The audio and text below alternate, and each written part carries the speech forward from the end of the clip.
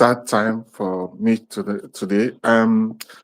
Just as the system is so terrible that we don't even know where we're going to.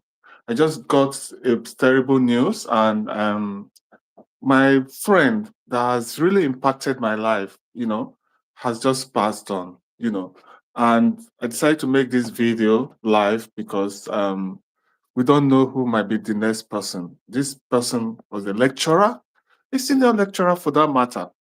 This person was a senior lecturer in a federal institution, and he was sick. He was rushed to the hospital, and they just dabbled with his life. They couldn't even admit him and do proper investigation on what was happening to him.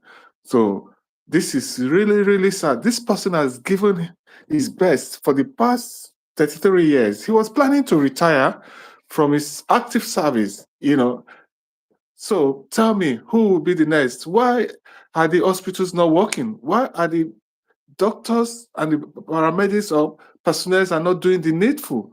So this is a cry out to everyone there. Let's join hands together and let's make this country to work again.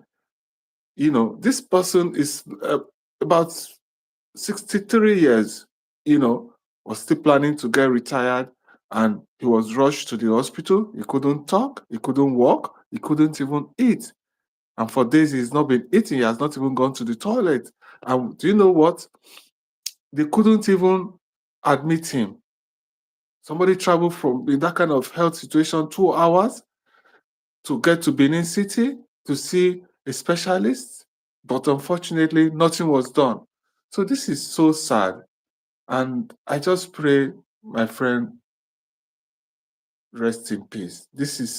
He's left with children, family, and we don't know. Some of them are in school. So how do they survive? How do they finish their education?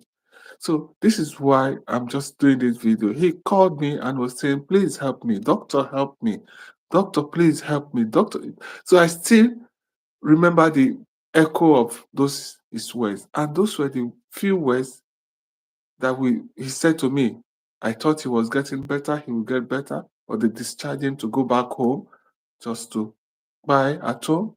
And only after about 4 days, I got the bad news that he was no more. This is so sad for a system. I don't know. How can somebody work in a federal institution? A lecturer, a senior lecturer for that matter, work in a federal institution, fall sick, there are no poor medical attention, there are no specialists that can care for people in this 21st century. This is a learned person. This is an educated person. This is a civil engineer. For God's sake, a civil engineer just by like that with no cause? Where are we going to? This is sad. This is very, very sad. And it's ridiculous for that kind of a person, of a caliber of person, to be sick. Somebody that has been impacting knowledge to people. Somebody has been impacting knowledge to people in a system where things are supposed to be working well. I just got the terrible news that this man passed away. It's ridiculous and it's so heartbroken. I don't know. Leaving 4 children, one of the daughter is even studying medicine. How do we go? Where do we go from here? Who is going to be responsible? I believe if this man was to be taken care of properly, he wouldn't have died like that. He would have still be alive. So why can't we just get basic things into our hospitals? Why? Why are we waiting until things are so terrible that we begin to take steps? I don't understand this kind of system. I pray, Brother Tony, you rest in peace. We're going to fight, we're going to fight. We keep fighting. Yeah, it's so unfortunate that there's little we can do to help. But it's so sad. And if we are not talking, this thing it will remain. It will remain.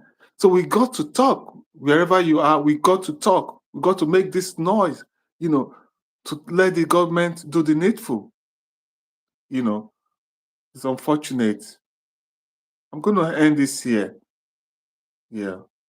Thank you, everyone. Thank you. Bye.